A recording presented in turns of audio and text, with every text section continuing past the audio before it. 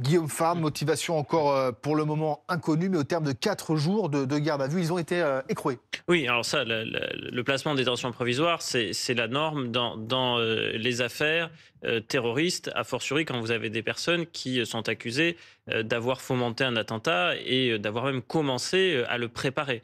Dans les actes préparatoires, il y avait notamment le fait qu'ils avaient cherché à confectionner du TATP, c'est-à-dire c'est un explosif artisanal très instable qu'il faut toujours maintenir un peu mouillé parce que dès que c'est sec, ça explose assez facilement.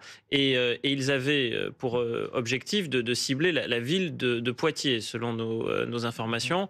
Après, pourquoi Poitiers? Il y a eu beaucoup d'hypothèses qui ont été émises, mais ça reste des hypothèses parce que dans l'imaginaire collectif, en 732, Charles Martel a arrêté les Arabes à Poitiers, enfin l'invasion arabe à Poitiers. Et donc c'est une référence, d'abord Charles Martel, de l'extrême droite. Il y a même eu un groupe terroriste Charles Martel qui a frappé Ouais. les musulmans de France dans les années 1970 et Voilà, il y a beaucoup 1980. de la division Martel. Et exactement. Et donc il y a cette guerre de deux extrémismes et notamment d'extrémisme islamiste qui frapperait peut-être Poitiers. Toujours est-il que même si ça reste encore flou, le projet, on a 3 individus, dont un qui est étudiant, âgé de 19 ans, qui est le fils d'un imam, ça c'est des informations BFM TV, et qui, une fois encore, via les applications de communication numérique chiffrées, sont parvenus à se mettre en relation. Dans les interpellations, vous avez une personne à Nantes, une personne à Nîmes. Donc, Mhm. vous voyez qu'il y a une étendue géographique du réseau Bien sûr. et ils sont rentrés en contact en se dissimulant sur les réseaux sociaux. Ils avaient commencé à réfléchir à un projet à l'explosif, ce qui n'est pas la majorité des attentats, loin s'en faut. Hein. Les attentats qui ont été perpétrés en France depuis 2015, Mhm. c'est majoritairement avec des armes blanches pour les derniers depuis 2018 et auparavant avec des armes à feu.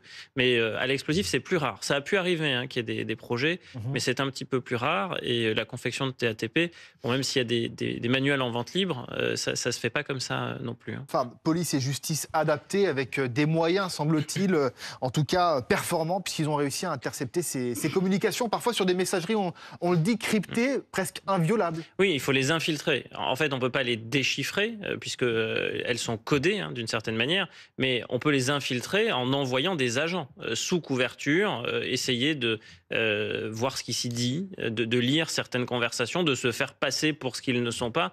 Et c'est comme ça qu'on parvient à avoir des renseignements et des renseignements qui permettent de déjouer les attentats. Des attentats déjoués, c'est 2 tous les 3 mois en moyenne. C'est vous dire l'efficacité des services de renseignement. 0 pendant les Jeux Olympiques de Paris, dont certains prédisaient qu'il serait un désastre sécuritaire. Je ferme les guillemets. Ça, on le doit aussi à l'action de la Direction générale de la sécurité intérieure, avec des méthodes qui consistent à suivre les individus qui sont réputés les plus dangereux.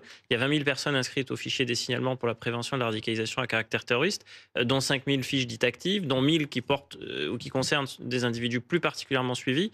Et donc, le défi de la DGSI, avec les quasi 5 000 agents qui sont les siens, femmes et hommes, c'est de suivre ces personnes. Maintenant, si, comme cela a été dit tout à l'heure, la zone syro-irakienne redevenait instable, que des individus qui sont notamment à la main des Kurdes étaient dans la nature, ils pourraient reconstituer des réseaux et vouloir à nouveau frapper l'Europe et notamment la France. Donc la menace exogène, elle n'a jamais disparu, elle a été atténuée par le fait que Daesh a été défait en zone syro-irakienne. Mais maintenant, si vous avez des personnes qui sont à la main des Kurdes qui trouveraient une forme de sympathie, hein, il ne faut pas se leurrer non plus sur la personnalité de M. Al-Joulani, comme on Le l'a nouveau parfois chef entendu. rebelle. C'est pas le gentil libérateur, c'est un homme qui depuis 2003, donc depuis l'âge de 19 ans, navigue entre Al-Qaïda et Daesh, entre l'Irak et la Syrie. Donc il y a une certaine forme d'accointance, à tout le moins, avec des personnes qui sont des djihadistes. Ouais. Il a été proche d'Al-Baghdadi un temps, il a prêté allégeance à Al-Qaïda un certain temps.